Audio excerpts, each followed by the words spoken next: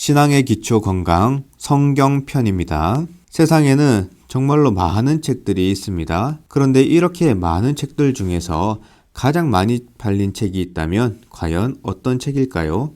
고전일까요? 아니면 학생들이 많이 보는 교과서일까요? 그것은 바로 성경책입니다. 사람이 기록한 책은 몇 번 읽으면 더 새로운 내용도 없고 계속 반복해서 읽고 싶은 그런 생각이 대부분 들지가 않습니다. 그러나 성경은 디모데후서 3장 16절 말씀처럼 모든 성경은 하나님의 감동으로 된 것으로 교훈과 책망과 바르게 함과 의로 교육하기에 유익하니, 이렇게 우리에게 진리를 가르치고 잘못된 것을 깨닫게 하며 바르게 살도록 하는 유익한 책입니다. 그래서 보고 또 보아도 늘 새로운 것을 깨닫고 평생에 걸쳐서 읽어야 하는 책이 바로 성경입니다. 이 성경책은 예수님이 오시기 전 약 1500년 동안 기록되었고, 예수님이 오신 후에도 약 100년 동안 기록되어 대략 1600년간 기록된 말씀이죠.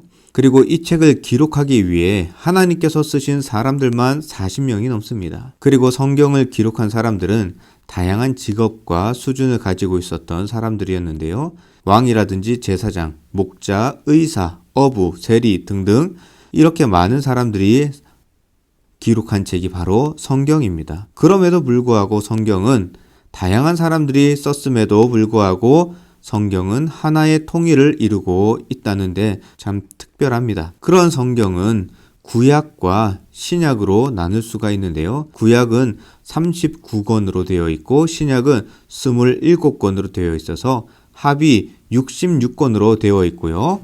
구약 성경의 내용을 요약해보면 메시아, 예수님이 오실 것이다 라는 그런 내용을 기록하고 있습니다.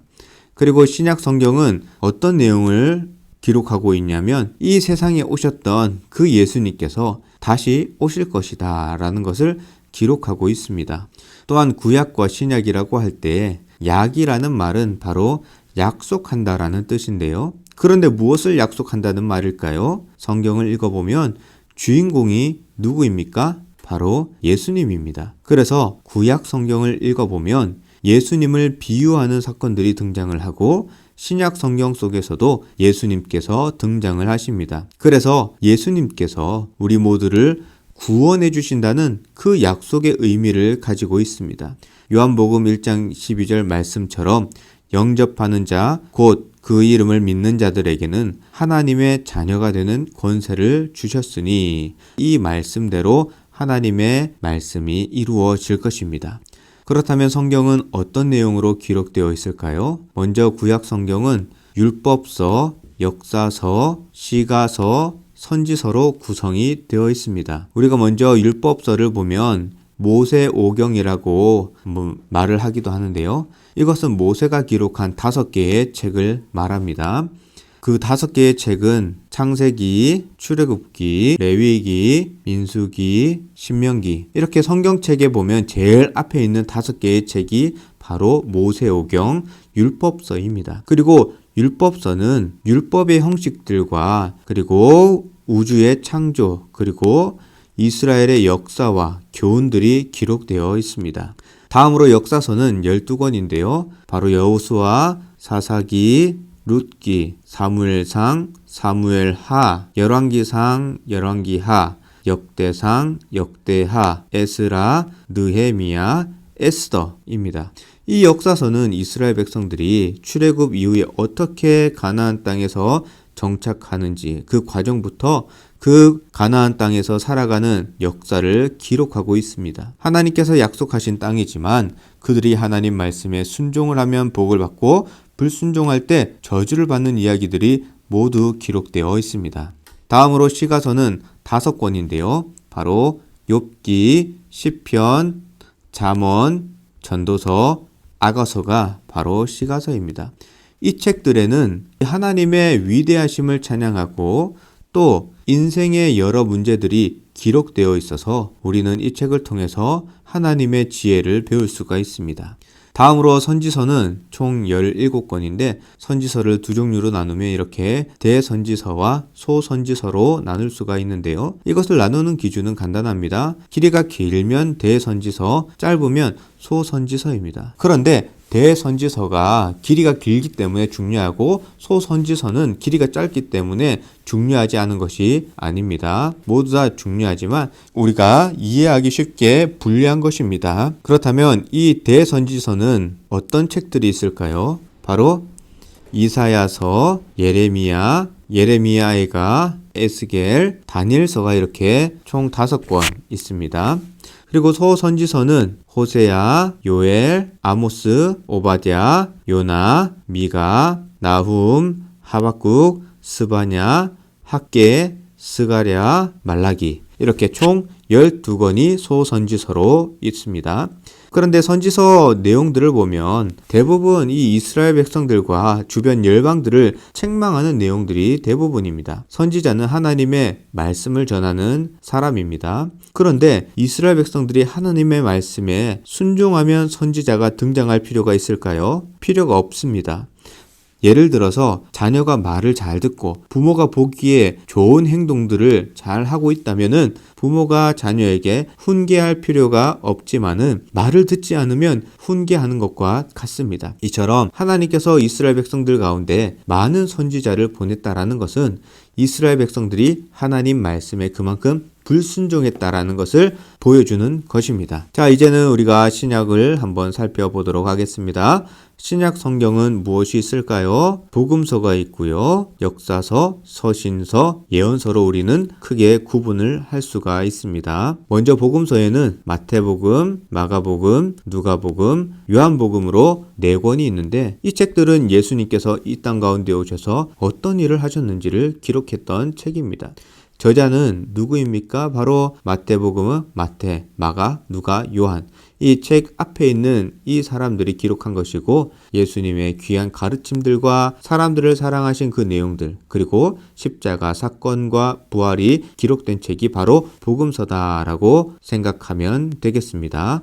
다음으로 역사서는 한 권인데요. 바로 사도행전입니다.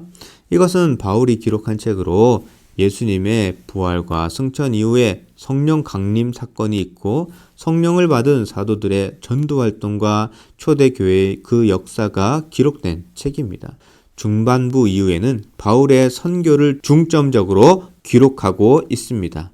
다음으로는 서신서인데요. 이 서신서는 로마서, 고린도전서, 고린도후서, 갈라디아서, 에베소서, 빌립보서, 골로새서, 데살로니가전서, 데살로니가후서, 디모데전서, 디모데후서, 디도서, 빌레몬서, 히브리서, 야고보서, 베드로전서, 베드로후서, 요한1서, 요한2서, 요한3서, 유다서 이렇게 총 21권이 있습니다.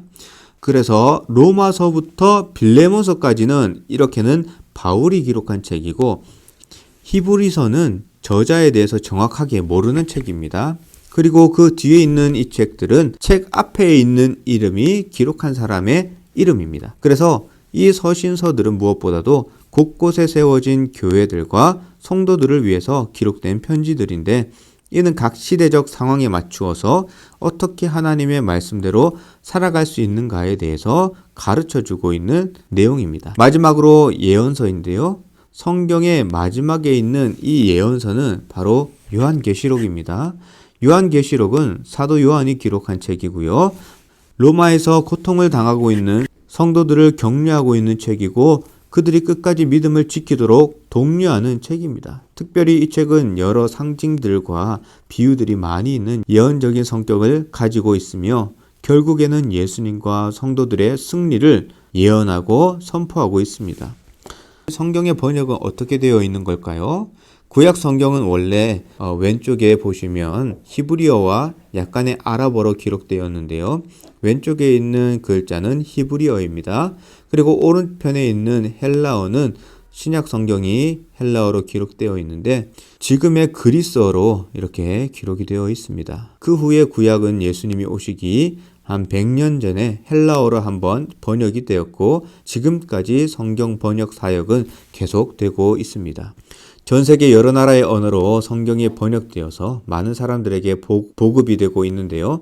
2019년 기준으로 102개국의 174개의 언어로 이렇게 성경이 번역되어 있습니다. 그럼에도 여전히 소수 부족들과 그들만의 언어를 쓰는 그런 부족들에게는 성경 번역이 되지 않아 계속해서 성경 번역 사역이 진행 중에 있습니다. 아주 오래전부터 많은 사람들은 성경을 없애기 위해서 엄청난 노력을 해왔습니다. 사람들이 성경을 없애려고 하는 이유는 무엇이겠습니까? 성경은 사람의 죄를 지적하고 있기 때문에 사람들이 싫어하고 미워합니다. 그리고 사탄은 사람들이 하나님의 말씀을 읽지 못하도록 하기 위해서 하나님을 믿는 사람들을 핍박하고 죽이고 성경책을 때로는 모두 불태우기까지 했습니다. 그러나 현재 성경은 사라지지 않고 오히려 더 많은 언어로 번역되고 있는 것이 사실입니다. 그래서 사탄은 이제 전략을 바꾸었습니다. 성경을 없애지 못하니까 이제 비슷한 것들을 많이 만들어서 사람들이 성경이 아닌 다른 것들을 보도록 만드는 겁니다. 물론 예수님 당시에도 수많은 이단들이 있었지만은 오늘날 과거와는 비교도 되지 않을 정도로 너무나도 많은 이단들이 생겨나고 있습니다. 겉으로 보면 교회와 비슷해 보이지만 그들은 우리가 믿는 삼위일체 하나님이 아닌 엉뚱한 것을 믿고 우리가 믿는 성경을 있는 그대로 믿지 않고 이상하게 해석하기도 합니다. 그래서 하나님을 바르게 믿지 않는 사람들과 성경을 이상하게 해석하는 사람들은 이단들에게 많이 유혹되었습니다. 그렇기 때문에 우리는 성경이 살아계신 하나님의 말씀이라는 것을 꼭 믿어야 합니다. 지금 과학이 하나님의 자리를 침범하고 있지만 아무리 과학이 발전하여도 아무것도 없는 상태에서 과학은 콩 한 쪽도 만들어내지 못합니다. 그리고 아무리 의학이 발전하여도 지금 현재는 고치지 못하는 병이 오히려 늘어만 가고 있습니다. 참 아이러니하게도 사람들의 삶은 점점 편리해지고 풍요로워지고 있지만 사람들의 마음은 더욱 악해져만 가고 범죄는 증가하고 있습니다. 이 말은 사람들에게 지식이 많아지고 풍요로운 시대가 되었지만 그것들이 사람들을 바른 길로 선한 길로 인도하지 못한다는 것을 증거합니다. 그렇다면 인간을 바른 길로 인도할 수 있는 것은 무엇입니까? 오직 성경만이 사람을 선한 길로 인도할 수가 있습니다. 왜냐하면 성경은 하나님의 가르침이기 때문입니다. 성경은 가정과 교회에서 그리고 사회에서 어떻게 살아가야 하는지를 바르게 가르치고 있습니다. 자녀들에게 부모에게 순종하라고 공경해야 한다고 가르치고 있고 부모들에게는 자녀들을 노엽게 여기지 말라라고 가르치고 있습니다. 그리고 성경의 종과 상전의 관계를 통해서 노사 관계를 배울 수가 있고 모든 일하는 자들의 관계를 배울 수가 있습니다. 뿐만 아니라 국민과 국가와의 관계도 우리는 배울 수가 있습니다. 이외에도 수많은 지혜의 말씀들이 기록된 이 하나님의 말씀에 순종하기만 한다면 우리의 가정과 사회는 천국과 같은 곳이 될 것입니다. 뿐만 아니라 성경은 하나님의 말씀이기 때문에 기록된 말씀은 반드시 이루어지게 됩니다. 성경에는 수많은 예언의 말씀들이 있는데 특별히 성경의 주인공이신 예수님에 대한 예언의 말씀들을 우리가 한번 살펴보도록 하겠습니다. 예수님께서 베들레헴에서 태어난 사건은 미가서 5장 2절 말씀의 성취입니다. 베들레헴 에브라다야 너는 유다 족속 중에 작을지라도 이스라엘을 다스릴 자가 내게서 내게로 나올 것이라. 그의 근본은 상고에 영원에 있느니라. 아멘. 그리고 예수님께서 예루살렘에 들어가시는 그 예언은 스가랴 9장 9절 말씀의 성취입니다. 시온에 따라 크게 기뻐할지어다. 예루살렘에 따라 즐거이 부를지어다. 보라 내 왕이 내게 임하시나니 그는 공의로우시며 구원을 베푸시며 겸손하여서 나귀를 타시나니 나귀의 작은 것 곧 나귀 새끼니라. 아멘. 또한 십자가에 달리신 것은 이사야 53장 10절 말씀의 성취인데요. 여호와께서 그에게 상함을 받게 하시기를 원하사 질고를 당하게 하셨은즉 그의 영혼을 속건 제물로 드리기에 이르면 그가 씨를 보게 되며 그의 날은 길 것이요 또 그의 손으로 여호와께서 기뻐하시는 뜻을 성취하리로다. 아멘. 또한 예수님께서 부활하시고 승천하시는 것 모두 성경에 기록된 대로 이루어진 것입니다. 이외에도 성경에는 수많은 예언을 하고 있고요. 정말로 그 예언들이 사실이고 반드시 이루어진다면 우리가 성경을 믿지 않을 수가 없을 것입니다. 성경에 기록된 수많은 예언들 가운데 가장 중요한 말씀이 있다면 무엇이겠습니까? 바로 예수님께서 다시 오실 것이라는 말씀입니다. 모든 말씀들이 중요하지만은 앞으로 우리에게 일어날 그 예언의 말씀, 그 말씀이 현재로서는 가장 중요하지 않을까요?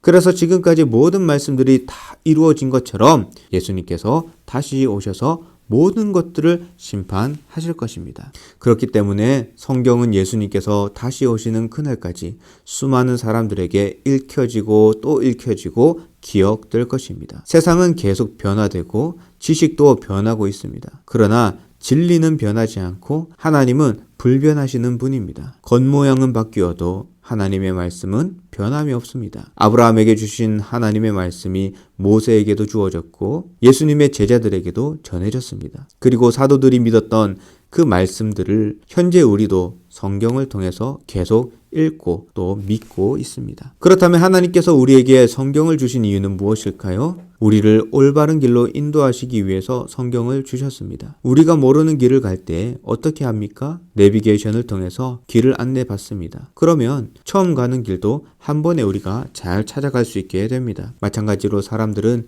인생을 두 번 살지 않습니다. 오늘은 우리가 처음 살아보는 시간입니다. 그리고 미래는 불확실한 것입니다. 그렇기 때문에 처음과 끝이 되시는 하나님, 모든 것을 아시는 하나님만이 인생들을 올바른 길로 인도해 주실 수가 있는 것입니다. 그렇기에 하나님은 앞이 보이지 않는 인생길을 바르게 안내하기 위해 우리에게 성경을 주셨습니다. 그렇게 하나님의 말씀은 우리의 인생길의 등불과도 같습니다. 시편 119편 105절 말씀에 주의 말씀은 내 발의 등이요 내 길의 빛이 니이다. 아멘. 그리고 무엇보다도 구원에 이르는 지혜를 하나님께서 우리에게 주십니다. 성경은 능히 너로 하여금 그리스도 예수 안에 있는 믿음으로 말미암아 구원에 이르는 지혜가 있게 하느니라. 아멘. 두 번째로 하나님께서 우리에게 성경을 주신 이유는 영적 전투를 위한 무기로 주셨습니다. 에베소서 6장 17절 말씀에 성령의 검 곧 하나님의 말씀을 가지라 말씀합니다. 과거 적들과 싸울 때는 반드시 칼이 필요했습니다.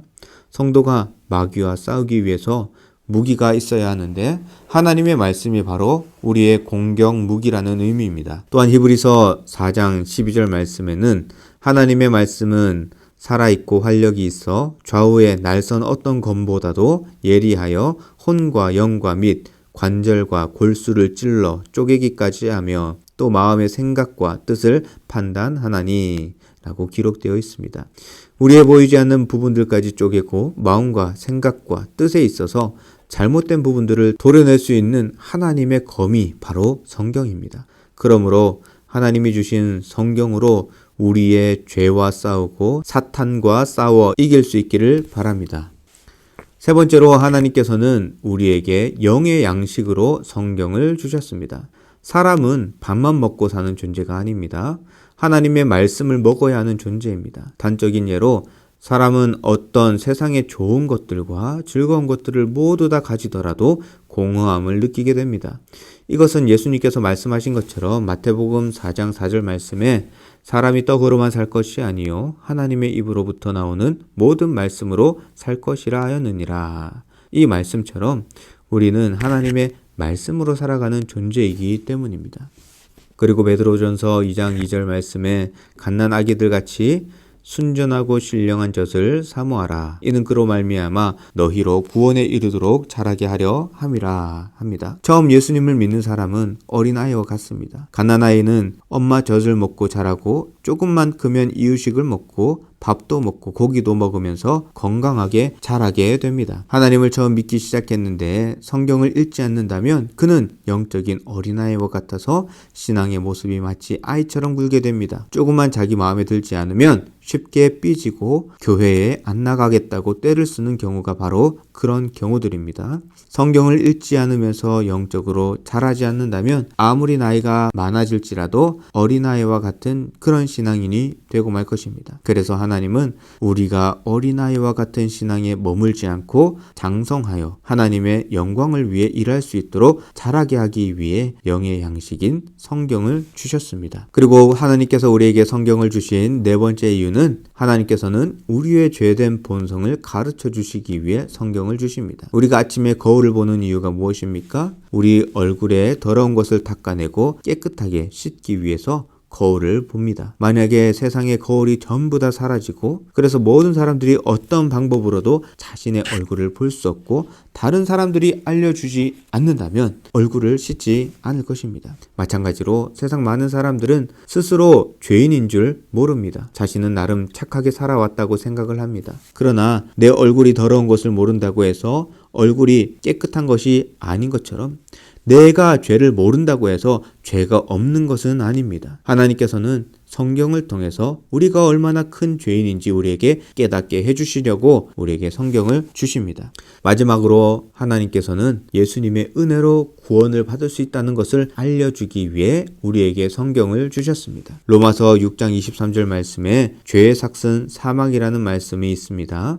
그래서 모든 사람들은 자신의 죄값에 대해서 심판을 받아야만 합니다. 교통법규를 지키지 않으면 벌을 받아야 되고 범죄를 행하면 감옥에 가야 하는 것처럼 하나님 앞에 죄를 지으면 반드시 하나님의 심판을 받게 되어 있습니다. 그런데 성경은 이러한 심판을 받아야 하는 죄인에게도 용서의 길이 열렸음을 말씀하고 있습니다. 바로 예수님께서 우리의 죄를 위해서 십자가에서 대신 죽으셨다는 그 말씀이 있습니다. 고린도전서 15장 3절 4절 말씀에 내가 받은 것을 먼저 너희에게 전하였노니 이는 성경대로 그리스도께서 우리 죄를 위하여 죽으시고 장사 지낸 바 되셨다가 성경대로 사흘 만에 다시 살아나사 라고 말씀합니다. 우리가 예수님을 영접하고 하나님의 은혜로 구원을 받는다는 그 사실을 가르쳐 주시기 위해 하나님은 우리에게 성경을 주셨습니다. 그 외에도 우리는 성경을 통해서 천국을 볼 수가 있습니다. 예수님을 믿는 사람들이 가는 곳이 바로 천국인데요. 그곳은 하나님과 예수님이 함께 계신 곳입니다. 그곳에는 눈물이 없고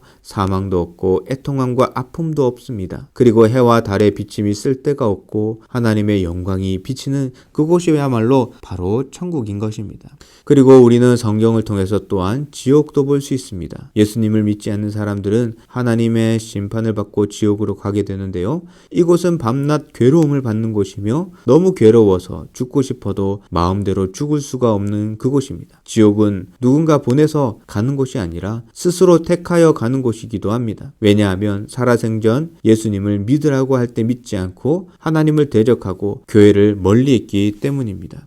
그러나 아직 기회가 있습니다. 이 영상을 보는 여러분들은 예수님을 믿을 수가 있습니다. 성경은 우리에게 예수 그리스도를 소개시켜 주십니다. 그리고 하나님의 아들 예수 그리스도를 믿는 자는 누구든지 멸망하지 않고 영생을 주신다고 말씀하고 있습니다. 요한복음 3장 16절 말씀에 하나님이 세상을 이처럼 사랑하사 독생자를 주셨으니 이는 그를 믿는 자마다 멸망하지 않고 영생을 얻게 하려 하심이라. 아멘. 하나님이 주신 귀한 성경을 가까이 하여서 귀한 생명을 선물로 받을 수 있는 여러분들이 될 수 있기를 축복합니다.